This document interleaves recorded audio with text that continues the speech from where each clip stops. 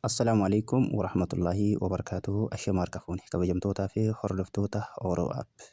Namoonni Feesbuuka keessan orjinaala kan irraa jechuudha. Akkuma argitan kana Feesbuuka isuma guddaa irraa isa kanatti koppii godhachuu barbaadan akkasuma immoo miseenjara keessan miseenjaruma isa guddaa kana koppii godhachuu barbaadanii fi namoonni waatsaappii keessan isuma orjinaalii kan irraa koppii godhachuu barbaadan akkaataa itti koppii godhachuu dandeessan isin garsiisa.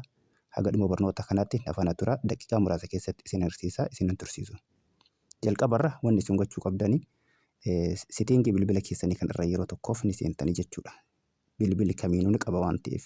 Garuu bilbiloonni hedduun isaanii bilbiloonni akka saamsingii hin ta'in waan kana qabaachuu dhabuu malanii immoo mokkoraa ilaala. Yeroo tokkoof sitiingii bilbila keessanii irra ni seentanii jechuudha. Erga haala kanaan sitiingii bilbila keessanii irra seentanii xiqqoo asii qabdanii akka wal harkistan xiqqoo asii qabdanii. Bakkee advanced feature jedhu kanarra yeroo tokkoof ni tuqattanii jechuudha. Yeroo isin achirra tuqattan haala kanaan fuula kanarra isin galcha. Xinnoo isii ol harkistanii as biraan iddoo messenger jedhu kana ni mul'ata waan ta'eef barreeffamni gosa biraallee bira haa jiraachuu baatu bakka messenger jedhu kanarra yeroo tokkoof ni tuqattan. Yeroo isin achirra tuqattan haala kana ol isiniif baasaa jechuudha. Fakkeenyaaf amma Feesbuukii koppii godhee waan jiruuf akka kanatti onnaaf bahee jira jechuudha. Saanduqattiin kun baname.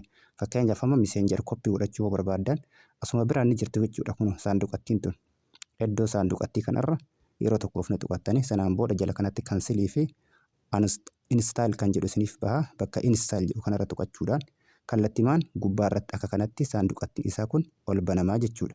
Waatsaappii illee barbaadnaan akkuma san waatsaappii fuuldura isaatiin iddoon saanduqattii banaa kun ni jirti cufaa kun ni jirti waan ta'eef yeroo tokko achirra tuqachuudhaan sanaan booda jala kanaan install kan jedhu isiniif baha irra tuqachuudhaan haaluma kanaan telegiraamas snaapchaatii hunda isaaniitu waan asirratti isiniif dhufe kan lama godhachuu dandeessan isiniin jedha.